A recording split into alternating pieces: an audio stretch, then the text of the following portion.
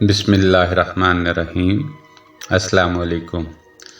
قطب الدین بہادر شاہ کی وفات پر اس کا بھانجا میراں محمد شاہ تخت نشین ہوا، جو صرف 6 ہفتے حکمران رہا اور 6 ہفتے بعد اپنی طبعی موت مر گیا۔ میراں محمد شاہ فاروقی کی وفات کے بعد محمود خان کے سوا تخت کا کوئی وارث باقی نہ رہا۔ محمود خان سلطان مظفر کا پوتا اور شہزادے لطیف کا بیٹا تھا۔ ناصر الدین محمود شاہ سوئم 10 مئی 1538 کو تخت نشین ہوا۔ تخت نشینی کے چند ماہ بعد امراء کی آپس میں پھوٹ پڑ گئی۔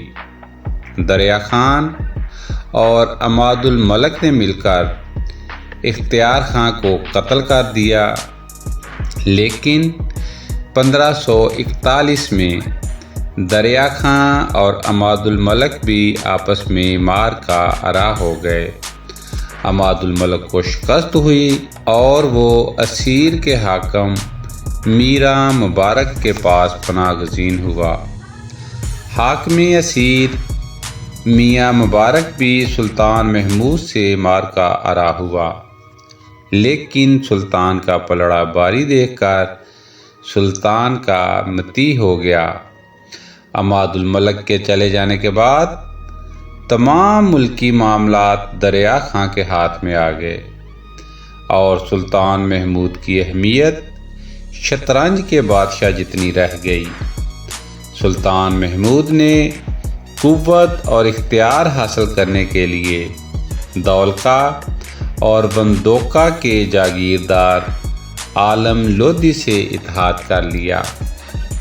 دریا خان بھی خاموش نہ بیٹھا اور ایک نامعلوم لڑکے کو مظفر شاہ کے نام سے موسوم کر کے تخت نشین کر دیا۔ دریا خان لشکر کے ساتھ عالم خان لودھی سے نبرد آزما ہوا۔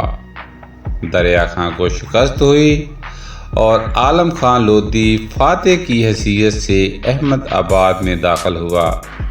دریا خان شکست خوردہ ہو کر شیر شاہ سوری کے پاس چلا گیا۔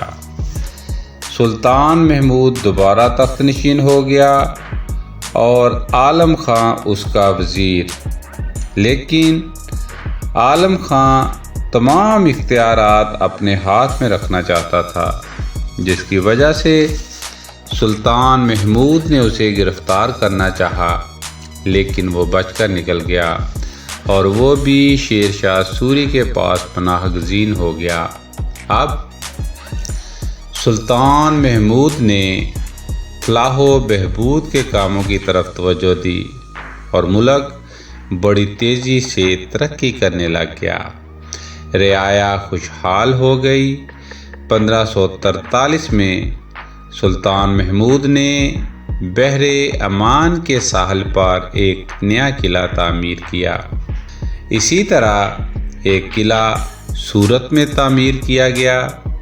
ان 2 قلعوں کی تعمیر سے سورت کی عوام نے فرنگیوں کے ظلم و ستم سے نجات پائی۔ بادشاہ نے اپنے غلام برہان کو کسی غلطی کی بنا پر دیوار میں چنوا دیا، لیکن اس کا چہرہ دیوار سے باہر رکھا۔ ایک دن بادشاہ نے رحم کھا کر اسے بخش دیا اور اسے اپنے ذاتی ملازموں میں شامل کر لیا۔